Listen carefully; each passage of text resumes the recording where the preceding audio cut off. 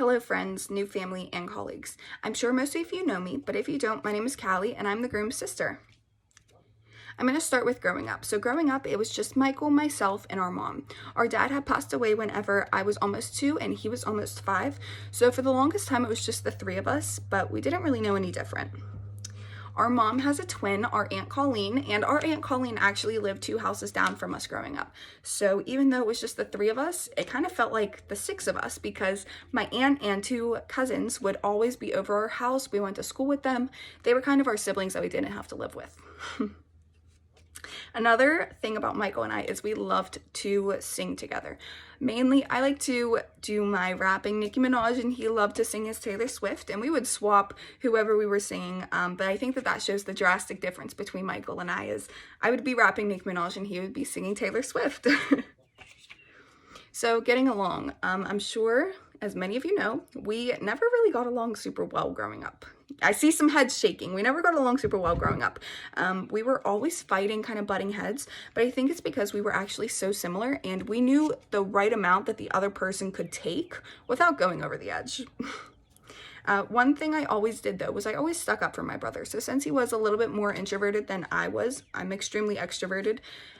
Kids will be kids and they'll pick on whoever is quiet and whoever they can. And that just happened to be my brother. It didn't matter if they were bigger, taller, or smaller than me. I would go up to them and let them know, you can pick on anybody you want, but you're not going to be picking on my brother. And usually it stopped. So Michael and I were kind of the dynamic duo in school.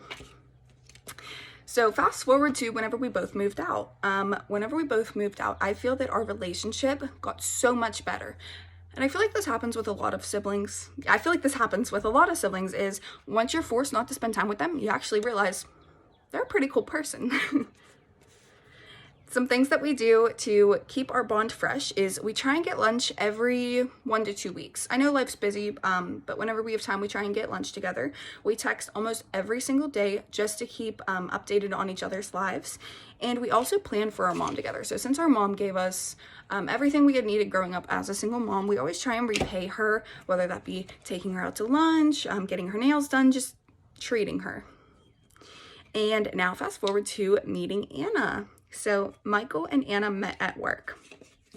And from what I've heard, Anna made the first move. And after months of flirting, nothing happened. So she had to go ahead and make the first move. But once they started going out, I actually noticed a huge difference in Michael, even though I didn't even live with him.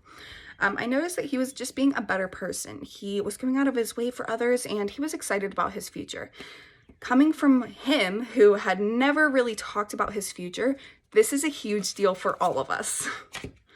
And finally, going into their future, Anna and Michael, you two will have such a beautiful life together, like you're doing right now. You have unconditional love for each other, and you never fail to show that to any of us. I'd like to finish this speech off with a toast. So, to Michael and Anna, you two complete each other, and I'm so happy you met. We are all excited to be a part of this new journey. Now let's eat, drink, and be merry.